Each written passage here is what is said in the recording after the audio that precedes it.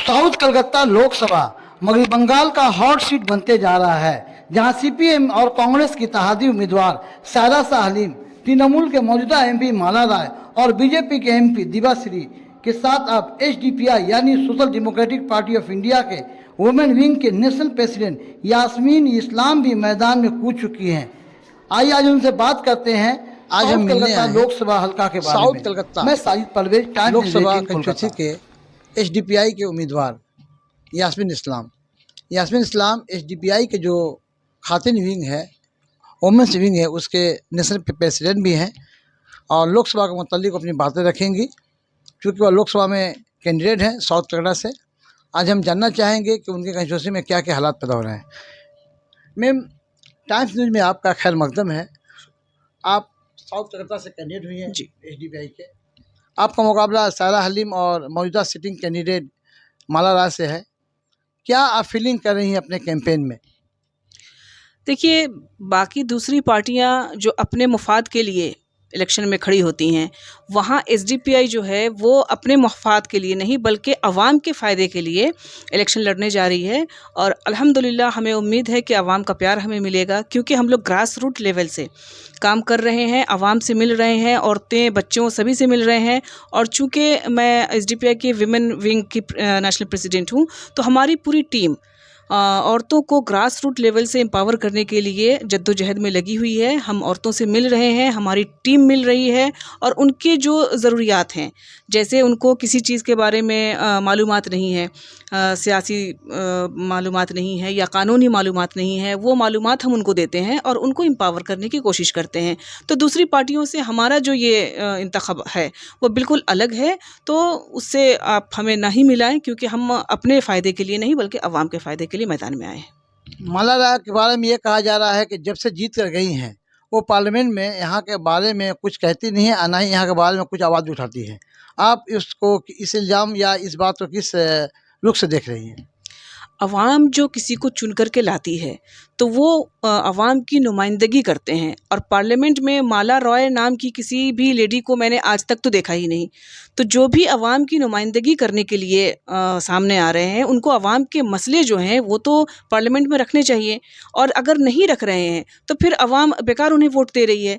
तो इस चीज़ को भी अवाम को मद्देनज़र रखना होगा कि किनको वोट दे कर के वो कामयाब कर रहे हैं, और वो जिनको वो खड़ा कर रहे हैं वो उनकी नुमाइंदगी सही तरीके से कर पा रहे हैं या नहीं कर रहे हैं। ये चीज़ गौर करने वाली बात है और आवाम को 2024 में बहुत ही सोच समझकर आंख और कान खोल करके वोटिंग करनी होगी। एक ये बात कहा जा रहा है कि 2024 अगर हो सकता है, अगर फिर से मोदी आ जाए तो ऐसा लग रहा है, लोग कहते हैं कि माने इलेक्शन ही ख़त्म हो जाएगा, कानून नाम की कोई चीज़ नहीं रहेगा। आप इसको किस निगाह से देख रही है? देखिए, कहने वाले तो बहुत कुछ कह रहे हैं और बीजेपी का जो मंशा है वो ख़ास तौर पे इसी रुख पे जा रहा है कि देश को हिंदू राष्ट्र बनाएं और कॉन्स्टिट्यूशन जो है उसको पूरी तरीके से ख़त्म कर दें। लेकिन एसडीपीआई फील्ड में इसीलिए काम कर रही है कि हमारा देश जो है वो डेमोक्रेटिक मुल्क है और डेमोक्रेसी मुल्क का जो है वो बरकरार रहे और संविधान के जो हुकूक हैं लोगों के, वो संविधान पर उनका जो भरोसा है वो बना रहे। और संविधान की हिफाजत के लिए हम मैदान में उतरे हैं और इंशाअल्लाह इसके मरते दम तक हम हिफाजत करेंगे। सीए जो है इस तरह फिर से वो लागू करने की कोशिश की जा रही है, कई रियासतों में इसकी बात भी हो रही है। आप वो सीए के खिलाफ हैं या सीए के बारे में बोलिए? दूसरी पार्टियां जो हैं, जिनको हम बड़ी बड़ी पार्टियां बोलते हैं, लेकिन वो सिर्फ मैंने कहा कि अपने मुफाद के लिए मैदान में है। अभी जो सरकार जो सीए लाने की कोशिश कर रही है उसके ख़िलाफ़ आप देखिए कि कितनी पार्टियां आवाज़ उठा रही हैं। जिनको अवाम चुन कर के सत्ता में लाते हैं, बिठाते हैं सराखों पर, उनमें से कितनी ऐसी पार्टियां हैं जो इसके ख़िलाफ़ आवाज़ उठा रही हैं या मोदी सरकार को घेर रही हैं। लेकिन वाहिद एसडीपीआई एक ऐसी पार्टी है जिसने मुल्क के पूरे पैमाने पर सीएए के ख़िलाफ़ आंदोलन छेड़ा है और हर स्टेट में ये आंदोलन कर रही है। और सरकार के जो गलत नीतियां हैं उसके ख़िलाफ़ हम आवाज़ उठा रहे हैं और आवाज़ उठाते रहेंगे। इंडिया यानी बीजेपी के खिलाफ में एक ब्लॉक बना होता है, इंडिया ब्लॉक। उसमें कई सियासी पार्टियां, कांग्रेस और सियासी पार्टियां शामिल हैं। इनमें नीतीश कुमार खुद शामिल हुए और उसके मीटिंग भी किए, लेकिन अचानक वो छोड़ कर चले गए इंडिया ब्लॉक से। इसका कहाँ तक असर पड़ेगा? देखिए, जैसा कि आप लोग भी जानते ही हैं कि कुछ भी आप घोटाला में शामिल रहे हों, अगर आप एनडीए में चले जाते हैं, भाजपा में चले जाते हैं, तो आपके ख़िलाफ़ जितने भी जो सीबीआई या ईडी आपके ख़िलाफ़ आपको परेशान करती है, वो सारी कार्रवाई रुक जाती है। लोग बिल्कुल पाक साफ़ हो जाते हैं बीजेपी में जाने के बाद। लेकिन दूसरे लोग जो है यही सोचते हैं कि हमारे ऊपर चाहे जितने भी घोटाले हों, जितने भी मुकदमे हों, अगर हम बीजेपी में जाते हैं तो हमारे ख़िलाफ़ सारी जो इंक्वायरीज़ हैं वो बंद हो जाएंगी। लेकिन एसडीपीआई जो है वो कैडर बेस पार्टी है, तो हमारा एक भी बंदा जो है वो चाहे ईडी परेशान करे या सीबीआई परेशान करे, हम अपनी पार्टी को छोड़ करके दूसरी पार्टी में तो कतई जाने वाले नहीं हैं। मैंने हुकूमत हिंद यानी मौजूदा गवर्नमेंट भी है, एसडीपीआई के खिलाफ में हमेशा कान खड़े रहती है, क्या करती रहती है कि किस तरह एसडीपीआई को फंसाया जाए या एसडीपीआई के खिलाफ कुछ काम किया जाए। आप उसको क्या समझ रहे हैं इस वक्त? देखिए 2014 से हमारे मुल्क में एक सिस्टम चल रहा है जिसको डिक्टेटरशिप बोला जाता है। तो वो डिक्टेटरशिप कायम करने के लिए जो भी सरकार की गलत नीतियों के ख़िलाफ़ आवाज़ उठाता है, उसको जेल की सलाखों के पीछे डाल दिया जाता है। आपने देखा होगा कितने सारे एमपीज़ को बर्खास्त कर दिया गया। अभी अरविंद केजरीवाल, उससे पहले मनीष सिसोदिया, सभी पर कुछ ना कुछ एलिगेशंस, जो झूठे एलिगेशंस हैं, वो लगा करके जेलों में बंद कर दिया जा रहा है।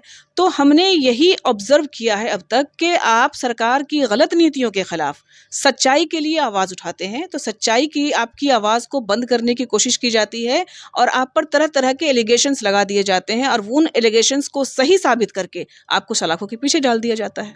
बात तो ये भी कहा जा रहा है कि भाईपो को छोड़ दिया गया और अरविंद केजरीवाल को जेल बंद कर दिया गया है, तो क्या ऐसा लगता है कि इनडायरेक्ट या डायरेक्ट दीदी और मोदी से समझौता हो गया है?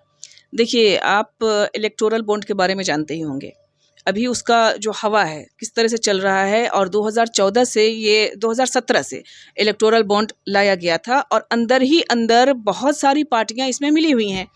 यहाँ तक कि हमारे मुल्क की ममता दीदी जिनको हम लोग बोलते हैं, वो भी इसमें शामिल हैं और उनको भी इसमें से कहीं ना कहीं फंड जाता है। तो तरह तरह की जो पार्टियां हैं ना, वो ऊपर से दिखने में अलग लगती हैं, लेकिन नीचे में जड़ सारे मिले हुए हैं। आपके साउथ कलकत्ता में काफ़ी कसीर मुस्लिम आबादी है, जो तोपसिया है, पाक सर्कस है, मटियाउर्स के इलाके हैं, खिजरपुर, इकबालपुर, मोमिनपुर, बालीगंज, तमाम इलाके हैं, रिपन स्ट्रीट के इलाके हैं। मुसलमानों के क्या तौक़ात मैंने पूरे हुए, हालांकि साउथ कलकत्ता में एक बरसों से टीएमसी का कब्ज़ा है। देखिए, हमने 34 साल की सरकार को भी देखा जो सीपीआईएम थी, और ममता दीदी भी जब से हैं तब से हम लोग देख रहे हैं मुसलमानों के हालात जो हैं वो दिन ब दिन बदतर हुए चले जा रहे हैं। यहाँ तक कि बोलना गलत नहीं होगा कि सिर्फ मुसलमानों के ही नहीं, दूसरे कौम भी जो हैं उनके भी हालात बहुत अच्छे नहीं हुए हैं, लेकिन ख़ासा मुसलमान परेशान हैं। और ममता दीदी है या फिर सीपीआईएम है, ऊपर से ये लोग कहते हैं कि हम सबों का साथ देंगे, मुसलमान हमारे लिए है और हम उनको भी एम्पावर करेंगे। लेकिन ये सिर्फ जुमला है। जिस तरह से बीजेपी जुमलेबाजी कर रही है, उसी तरह से ममता दीदी भी जुमलेबाजी कर रही हैं। कहने के लिए वो बहुत कुछ कह रही हैं, लेकिन फ़ायदा पहुंचाने की जहाँ तक बात आती है तो मुसलमान को साइड कर दिया जाता है। पार्लियामेंट में जब किसी मसले पर वोटिंग होता है तो कई मामले में या कई बार टीएमसी के एमपी वॉक ओवर देकर चले आते हैं, बोलते हम इसके सपोर्ट नहीं, ना हिमायत में है, इस तरह बोल के चले आते हैं। इससे क्या लगता है, कहीं ना कहीं बीजेपी को फ़ायदा पहुंचा रहे हैं? बिल्कुल, बीजेपी को फ़ायदा पहुंचाने के लिए ही वो वॉकआउट कर जाते हैं, ताकि सारे वो एक तरफ हो जाएं और बीजेपी का जो वोट है वो उसको इम्प्लीमेंट कर दिया जाए और वो जो है वो जनता की नज़रों में भी ना आए, बच के निकल जाए, लेकिन पूरी तरीके से फ़ायदा बीजेपी को मिल जाए। साउथ कलकत्ता के आवाम से आपकी क्या अपील है? आवाम जो अभी है वो बहुत ज़्यादा परेशान है। आपने देखा होगा 2014 से मुल्क के हालात जो हैं तरह तरीके से ख़राब किए जा रहे हैं और कॉन्स्टिट्यूशन को बदलने की साजिश हो रही है। मुल्क को हिंदू राष्ट्र बनाने के लिए बोला जा रहा है। अभी सीएए लागू किया गया है और एनआरसी भी बहुत जल्दी लागू कर दिया जाएगा। तो इन सारी चीज़ों को देखते हुए आवाम को बहुत सोच समझ कर 2024 में वोटिंग करनी होगी, क्योंकि अगर 2024 में बीजेपी आ जाती है तो मुल्क के हालात अभी जो हैं उससे 10 गुना ज़्यादा बदतर हो जाएंगे। तो मेरा पैगाम हमारे आवाम तक यही है कि बिल्कुल सोच समझ के वोटिंग कीजिए और बिल्कुल ऐसे किसी भी पार्टी को वोट नहीं दीजिए जो मंदिर मस्जिद या हिंदू मुसलमान के नाम पर वोट मांगती है या मुल्क को हिंदू राष्ट्र बनाने के नाम पे वोट मांगती है, बल्कि बहुत सोच समझ के ऐसी पार्टी को वोट देना है जो देश के संविधान को बचाने की बात करती है, मुल्क के अवाम को जोड़ कर रखने की बातें करती हैं और मुल्क के अवाम के फ़ायदे के लिए काम करती है। ऐसी पार्टी को वोट देना है। महुआ मित्रा अक्सर बीजेपी के खिलाफ में पार्लियामेंट में बोलती रही और उन पर भी ईडी का चार्ज इस तरह लगाया गया है। मैंने पहले भी कहा कि जो भी गवर्नमेंट के ख़िलाफ़ बोलता है उसको तरह तरह के एलिगेशंस लगा करके उनको हटा दिया जाता है। तो महुआ मित्रा भी कहीं ना कहीं इस चीज़ की शिकार हुई हैं और जहाँ तक हम देखते हैं कि कोई ना कोई पार्टीज़ जो है वो बीजेपी को फ़ायदा पहुँचाने के लिए काम कर रही है, लेकिन इसमें भी हो सकता है कहीं ना कहीं कुछ साजिश हो जो हम आवाम जो है वो देख नहीं पा। अगर आप कभी कलकत्ता गए तो फेरिस लेन कुलडोला में लियाकत स्वीट्स के दुकान पर ज़रूर तशरीफ़ लाएं, जहां देसी घी के बने हुए मिठाइयाँ, मावा के लड्डू और मुख्तलिफ अक़साम की मिठाइयाँ, ख़ास तौर से घी के बने हुए लच्छा ज़रूर ख़रीदें। जो टेस्ट से भरपूर लच्छा, लियाकत स्वीट्स के लच्छे और मिठाइयाँ एक बार ज़रूर आजमाएं।